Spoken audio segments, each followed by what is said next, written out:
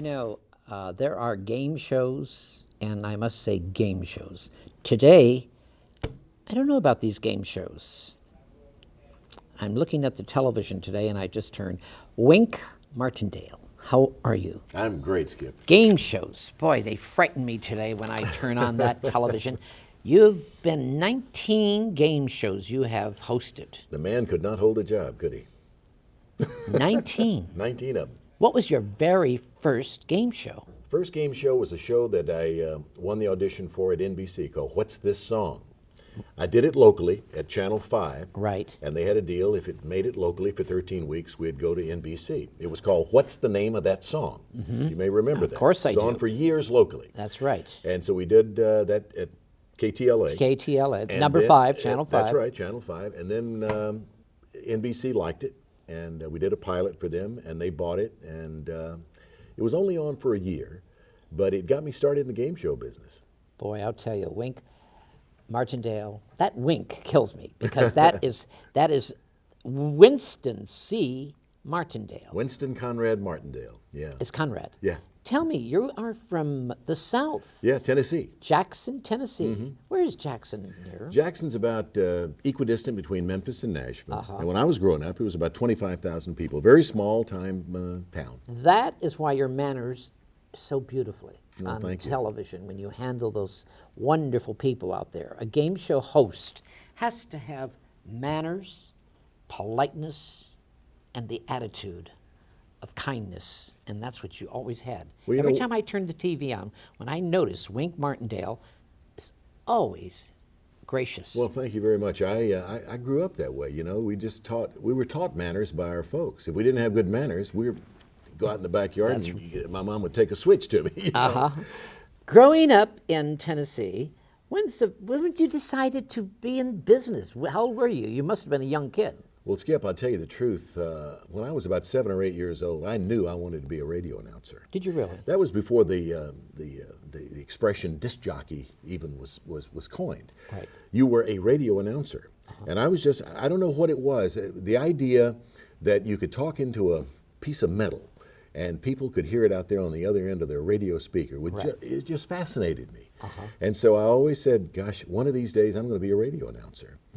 And fortunately, I had a fairly good voice for radio. And my mother used to say, son, I know you want to be a radio announcer, but with that voice, what about the ministry? Because she was very, very Christian, very Methodist. And I said, Mother, you don't just wake up one day and say, I think I'll be a minister. You have to be called to the ministry.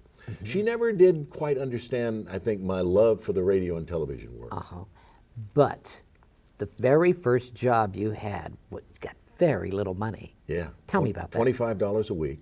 That sounds scary. Well, now I'm up to 30. Yeah, go ahead. I mean, I used to bug my Sunday school teacher. His name was Chick Wingate, and he happened to be the general manager of the local radio station, small station, 250 water. And I kept bugging him, when are you going to give me a job? I want to be a radio announcer. So finally, I'm sitting on Court Square one night. You know, every little town has a Court Square. And I'm sitting there with a couple of my football playing buddies. It was 1951. We were just getting ready to graduate from high school. And he comes pulling up in his Henry J. And the radio station is located there in the bank building where we were sitting 4 floors up. And I said, Chick, same old Chick, when are you going to give me? Come on upstairs. I'm going to give you an audition. I'm going to give you some news to read. So he took me up there. I read some news and pretended I was introducing a couple of records. And he was impressed. And he said, come down the next day. And I want you to do this for the mayor who owned the station. Right. And I got the job, $25 a week. Clock Watchers in Nashville, Tennessee? Memphis, was it? Memphis? Clock Watchers was my dream as a kid because all of us in Jackson, Tennessee, all the teenagers listened to WHBQ. It was a in teenage Memphis. thing. Yeah. And they were one of the few stations at that time that played nothing but music. And Clock Watchers was the show everybody listened to in the morning when they got ready to go to school. Right. So I thought, boy, wouldn't it be great to someday be the host of Clock Watchers? Well, Fade to Black and come up on winning an audition at WHBQ in Memphis, and that was the show I got. And That's in 59. Yeah, no. That was 1953. 3. Yeah. What happened? Ed Sullivan. Tell me about the Ed Sullivan Show. Well, I got to be on the Ed Sullivan Show because in 1959, You did a record. After I came out here to California, I had a contract with Dot Records and Randy Wood. And he took me into a studio and we recorded this narrative about a soldier who used a Bible as a deck of cards during World War II because he didn't have a Bible at a church service You are one a morning. religious man. I love that. We need more of that. Go ahead. Well, the A stood for one God, the deuce was the Old and the New Testament, the three, Father, Son, Holy Ghost, and he went right on through the deck of cards like that. And it came out at a time when Stagger Lee by Lloyd Price was the #1 record in the country, Venus by Frankie Avalon. And I thought, who's going to buy a semi-religious record? Right. But they did, and it went as high as #4. Ed Sullivan called one day in 1959, and in November I went back to New York and appeared on the Ed Sullivan Show, which for me was, I mean, it was incredible because I grew up watching the Ed Sullivan Show, and here I was now on the stage that is now occupied by David Letterman. Right. It was quite a kick. I'm looking at you, Mart. May I call you Martindale? Wink, I'll Martindale, Wink, I'll anything. tell you something. You remind me of Pat Boone sitting here. Really? I just interviewed Pat about a month ago, and Pat is so much like you. Pat and I are very good friends. You are. And he recorded for Dot too, of course, had a lot of million That's right. sellers. That's yeah. right. You remind because Pat is so religious and he's such a good-mannered boy. Yes, he is. I think he's Southern too, isn't he? Yes, he is. He's from right outside of Nashville. He is, right. Yeah. Tell me about what's this song?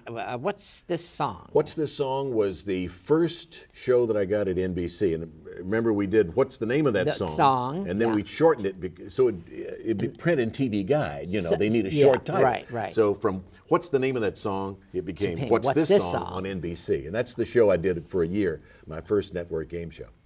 Hard to do a game show? Not really, not once you learn the rules. You throw away all the cue cards. I would say you were about the very first in that game show. Well, Come on. there were several game show hosts before me. I'll tell you, Alan Ludden's the one got me into the business, the late Alan Ludden. Yeah, but you're the second next to him. Believe me, you've done more than you and him. Well, Bill Cullen did Bill Cullen, 21. Yeah, okay. Yeah, that's and right. I've done 19. 19, so Yeah. that's... Growing up in Memphis, doing shows there, coming to Hollywood, what kind of a difference was it for you? Well, Memphis, first Jackson, Tennessee, and then Memphis. Of course, Memphis, I was sort of king of the roost in Memphis. I was there for 7 years. And you knew Elvis Presley. Knew Elvis. Tell me about Elvis. I met Elvis the night that he came to WHBQ Radio. I was the morning man. Dewey Phillips was the nighttime disc jockey. And I happened to be there one night showing a couple of my buddies from Jackson, Tennessee, the studio. Right. And in walked Sam Phillips with an acetate of a record by a truck driver named Elvis Presley. He just made this record called That's All Right Mama. And Dewey Phillips, the nighttime jock, put it on the turntable. It was a 78, not the little 45. Right, 45s right. came later. This was big 78. Big 78. He put it on and he started to play it, and the switchboard lit up like a Did it Christmas really tree. lit up? Absolutely. I was there. I saw it. Uh-huh. And it was something, it was, one of those magical moments that we didn't know what was happening, but I knew that something magic was happening. So we got on the telephone, and Dewey called Gladys and Vernon, Elvis's parents. Where's Elvis? His record's going crazy. That's all I'm playing. The kids can't get enough of it. Right. And so Gladys said he knew you were going to play the record. He was too nervous. He went to see a double feature down at the Suzor's Theater on Decatur Street. He's down there in the theater by himself watching a double feature. So they went down, found it, walked up and down the dark aisle, found him, brought him down to WHBQ. Dewey put him on the air, and that was the beginning of Presley Mania. That next day, all hell broke How do loose you in Memphis. feel about that? You're involved in that. Well, I'll tell you, Martin? I have been so lucky because I was involved in the beginning of Presley Mania. I mean, I was there that night when it all started. Right. And then I was at KFWB in Los Angeles when Beatlemania started. And I can remember the last days of Frank Sinatra, in the big band era. So Right. I've been there for a lot of it. Tell me about the big days of Frank Sinatra, of the big bands, the last of it. Well, I tell The you bands. what, when I first got into radio, we were playing the big bands because Right. that was before rock and roll. And I never had the pleasure of meeting Frank Sinatra. Never. Never Never did. went to Mateo's at night, Sunday nights? No. Well, I did go to Mateo's, Later, and later. I later met him. Yeah. But in those early days, I Yeah. never had the pleasure. And when I was at KMPC, Gene Autry station here in Los Angeles, and Yeah. I did all the audio biographies. I did the life story of Frank Sinatra and talked to everybody who was anybody who knew him. All right. So I sort of met him in the back door. But those were wonderful days. Were I they? have the pleasure now I do a 3-hour radio show around the country syndicated by satellite. It's called Music of Your Life, and it is the music of the 40s, 50s, and 60s. I love it. So I get to play that wonderful music of Artie's show and Glenn Miller and Harry James, Yes, yes. and tell the story of Dick Haymes and Frank Sinatra. What a great time. I'm looking at your book, Winking at Life. Winking at Life. I love it. Winking at Life. It is Wink Martindale's new book. Yeah. Brand new. It's out there now. Tell me about it. Well, I never started out to write a book, Skip. My daughters used to come to me every once in a while. How many kids do you have? I have 4 children. I have Four. three daughters and a son, and I have 7 grandchildren, all who live in Southern California. I'm lucky in that regard because I get to see them all. But my girls used to come to me and they'd say, Dad, what was it like growing up in Jackson, Tennessee, town of 25,000 people? Because they had only known Memphis and Los Angeles. Right. Rather large compared to Jackson. So I never knew quite how to tell them. So one day I sat down at my word processor when I had some time on my hands and I started typing out my memories. And the more I would type, Skip, the more I would remember. I remembered facts that I thought I'd long since forgotten about growing up in Jackson, Tennessee as a child. So one day I woke up to the fact that I had 400 pages of typewritten manuscript. And you know, that's much too many. They want about 300 at most. Right, of course. So I had to edit that down. But that's the way my book came to be, and I self-published it. And you self-published it. Yeah. Tell me more about your lovely wife. How did you meet her? Sandy, I met at the Gene Autry Hotel in Palm Springs, California. She was down there with a girlfriend of hers. They were down there for the music business golf tournament. They were driving the booze cart around the golf course. And I was down there to do an industrial film for General Telephone. It was on a Sunday, and we had some spare time on our hands. We got down there a little early, so I went walking through the Gene Autry Hotel with a buddy friend of mine who went down with me. And we were kind of checking out the action around the pool, and there was no action, so we came back by, and Terry Brown, my wife's, Les Brown's niece, Terry Brown and she, who were driving the golf cart together, said, that's Wink Martindale. And Sandy said, no, that's not Wink Martindale. Wink Martindale's an old man with a bunch of kids. Well, it turned out it was me. So when we came back from the pool area, we went in and I started talking to Terry and didn't pay much attention to my wife. My wife now of 26 years. Wow. But I did ask her out. I called Terry a couple of weeks after that Sunday and asked for Sandy's number. And needless to say, the rest is history. We've been married 26 years, and she is my soulmate. I'm looking back now. Let's look back a little. Wink. Okay. Favorite TV show that you have hosted? What is... You've done 20?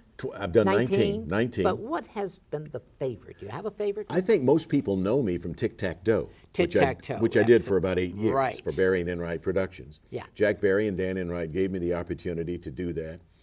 And I think, I feel this way, Skip, in this town, where jobs are hard to come by, anything that lasts 13 weeks or more is a pretty good gig, right? Would you agree with me on that? Oh, yeah, definitely. Well, here's a show that lasted 8 years for me. That's a long time. So I think that that's a reason that Tic-Tac-Toe is my favorite, but Tic-Tac-Toe was a wonderful show that everybody knew how to play, kids and grown-ups alike. And I just feel very strongly that, and a couple other shows that I did were also very big favorites of mine. High Rollers, the one with the big dice. High Rollers, yeah. Merrill Heater gave me the opportunity to do High Rollers, and also Gambit, which was Gambit was a good one. 5 years at CBS. That's where we tried to get to 21 without going over, the blackjack game. Yeah. And how's your mother-in-law? How's Your Mother-in-Law was probably the worst show I ever did. Oh, is it really? I don't think so. I don't think you've Somebody done any bad shows, have you? It was a Chuck Barris show, and I appreciated the opportunity to do it. Somebody asked me the other day in an interview, Skip, said, what was the concept of that? I said, it had no concept. That's the reason it wasn't successful. I think it lasted 13 minutes on the air. Some of the people that your guest on the show as a talk show, I mean, as a game show host. Yeah. Are they difficult, some of them, or were they just nervous? How do you handle these people who are so nervous? Well, you know, that's one of the, Go ahead. That's one of the attributes that you hope you have as a game show host. It's part of your job when those contestants walk out there to make them feel at home, because they are nervous, no matter even if they've been on television before. their stomach is in knots, because until you get them past that nervous time, that Yes. those first 2 or 3 minutes, it's like a pitcher pitching a baseball game. Once he throws gets a few strikes over the plate, everything's fine. The book, Winking at Life, is really about your life, the whole life of Yeah, it is. Wink Martindale. Yes, it is. I'm looking right now, Elvis Presley and you, right there. Yeah, that was taken on the set of GI Blues when he came back from Look serving at in the you, Army. my God. Yeah, What we a were both good-looking young. man. We were both young. You were once. both. God, you're a good-looking Southern guy. God, really. But And go ahead. Elvis was a good friend, and of course my wife Sandy dated Elvis for 6 years before I ever met her. Really? Yeah. Sandy? Yeah. She Sandy went with Elvis, and it's kind of strange because she knew him in one area of life, and I knew him in another area was of she my an life. actress, Sandy? Sandy actually was not an actress. She didn't do that as a profession, but she was in a lot of Elvis's pictures. I see. The favorite song. What is your favorite song? Bobby Mac the Knife. Tell me about Bobby Darren. Well, Bobby Darren was That was on your show. Go Yeah, ahead. Bobby Darren was one of the people I had the pleasure of interviewing when I was at KMPC. I love him. Yeah, there's another case of a guy that we lost much too early in life. Yeah, we did. But I had the pleasure of interviewing so many people like you, Skip. Maria Cole told me the story of Nat King Cole, and that was the most interesting audio biography I ever did, and the one that got the greatest response when I was at KMPC. But you name it, from Neil Diamond to Frank Sinatra, to Nat King Cole, to... Tell me about Merv Griffin. Tell me about Merv. I had the pleasure of selling Merv Griffin a television show. It's the first time he had ever bought a show outside his own company. And it was called Headline Chasers. Right. And unfortunately, it only had a 1-year run, but I sold it to Merv and King World. And it really got me started in the production end of developing game shows.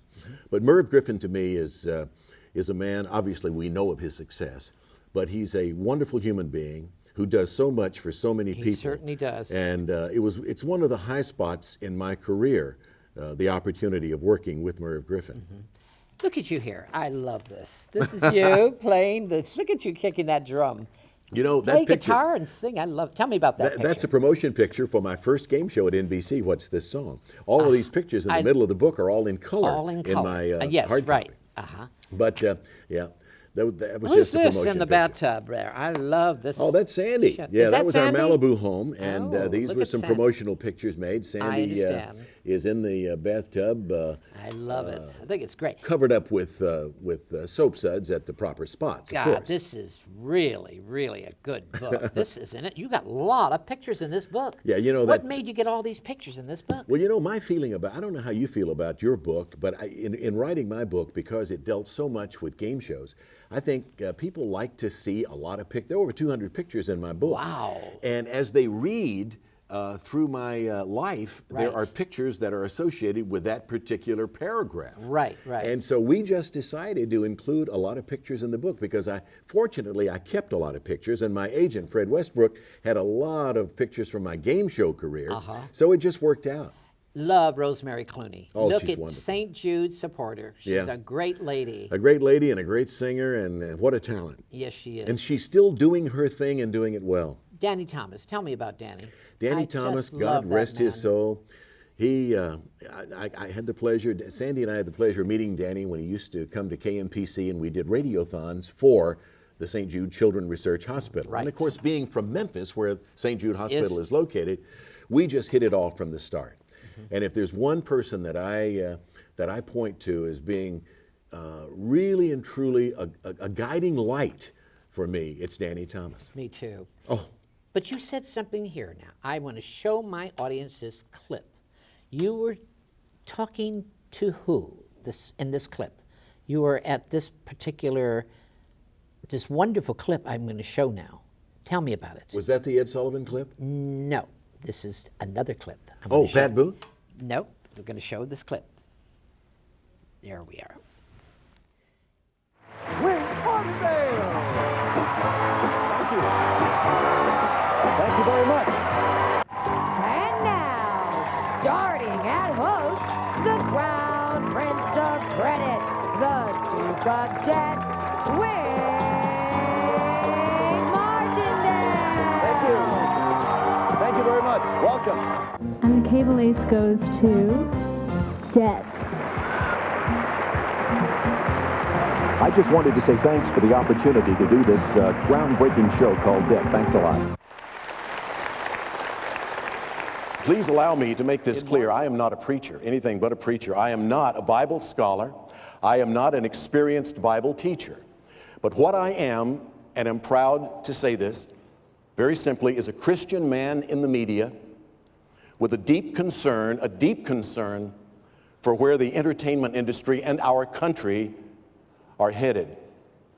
I am often all too embarrassed to be a part of an industry that in just a few years past wouldn't even allow a damn or a hell to be spoken over the public airways. And I'm set on my heels now by what I see and hear on almost every radio and television show, especially those airing during what's mistakenly called prime time. Frankly, I think there are times when they should change it from prime time to slime time, but that's another story.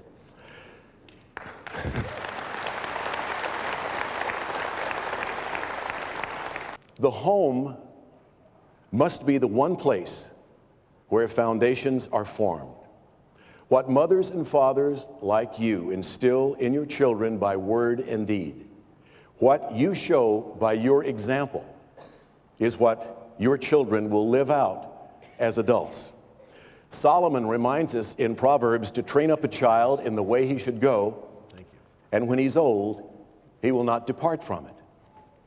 I think that perhaps a few of our media folks have missed some so-called training up. We tend to forget that our children are watching what we do and doing as we do, not always as we say. I recently came across these observations of a child, perhaps like one of yours, and I want to share these with you because it said a lot to me, and especially to you moms, I think it will say a lot to you. Mom, when you thought I wasn't looking, I saw you hang my first painting on the refrigerator, and I immediately wanted to paint another. When you thought I wasn't looking, I saw you feed a stray cat, and I learned it was good to be kind to animals. When you thought I wasn't looking, I saw you make a meal and take it to a friend who was sick, and I learned that we all have to learn to take care of each other.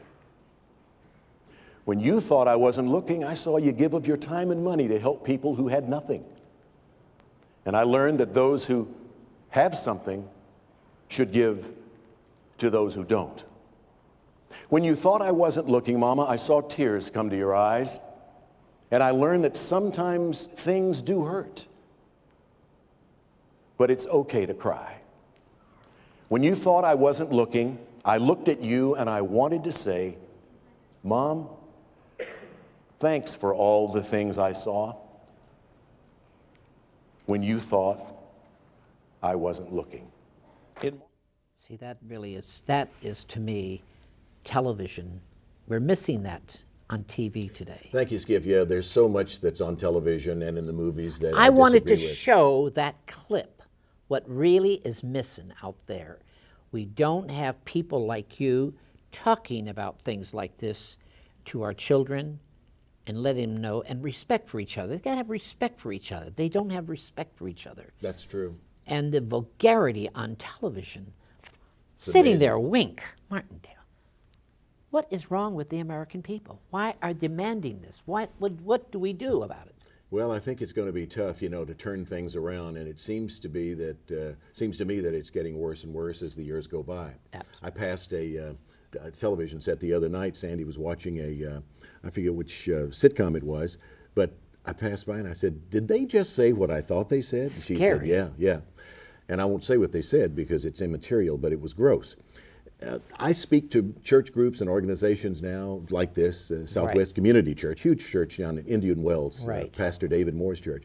And I talk about what the media is doing to our kids, because I feel very strongly, with 7 grandchildren, that we've got to do something to try to turn it around. And it's not going to be easy, but if somebody doesn't speak out, it's going to get worse and worse and worse. Just, if you could change one thing in Martindale's life right now, that would be it. Probably. Yeah, absolutely. It would help you. If I could change one person, one person's attitude, if I can make one set of parents realize that that hey, it's not what's important is what your child watches on that television and what they do in front of that computer, rather than Because when we grew up, things like that was never around. That wouldn't be allowed. Not even nightclubs, what they're saying in clubs, cabarets. Know, that's right, and I think we had risque material, but not blue and vulgar. You hear this all the time, and it's almost a cliche now.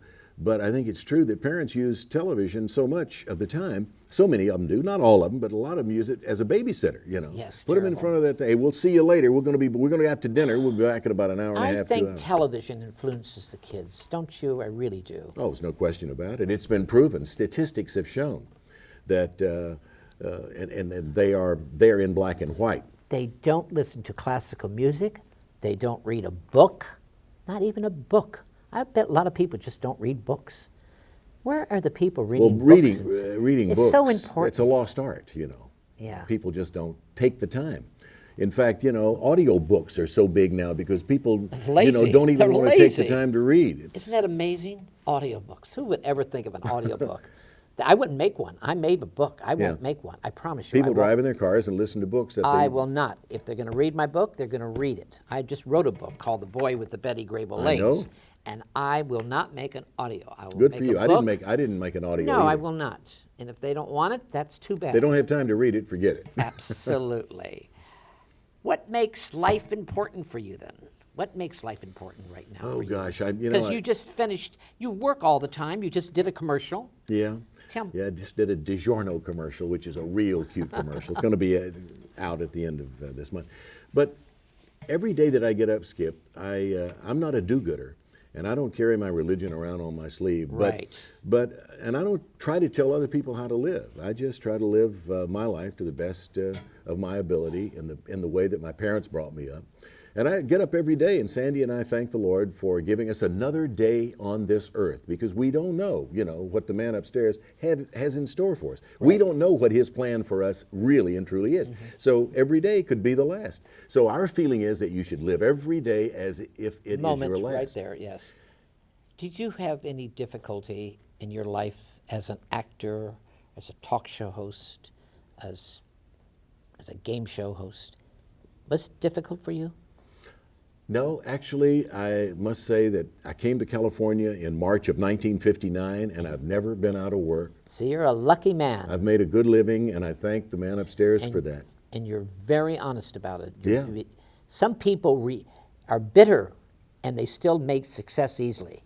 But you're not bitter. That's great. No, I'm not bitter. I really don't have anything to be bitter about. I just am very, very pleased that I've been given the opportunity to be in this business, a business that can do so much good for so many, if it's given the opportunity. You're a wonderful man. And Wink of Life, Winking at Life. I love the title, Wink. Thank you. Martindale. I think it's a great, it's a matter of fact, this is dedicated to Elvis Presley. Is that correct? Well, there's. Or is it's not a dedication, but there are a lot of pictures in there of Elvis that had never been published before. Never? And that had never been published. If anybody's interested in the book, it can be found at my website, winkmartindale.com. winkmartindale.com. We certainly will get it, because it's a great book. I love it. You look so good, so God. Well, thank you. My God, look at the people you've had on. You've had them all on. Well, I think that, again... Look at you here again.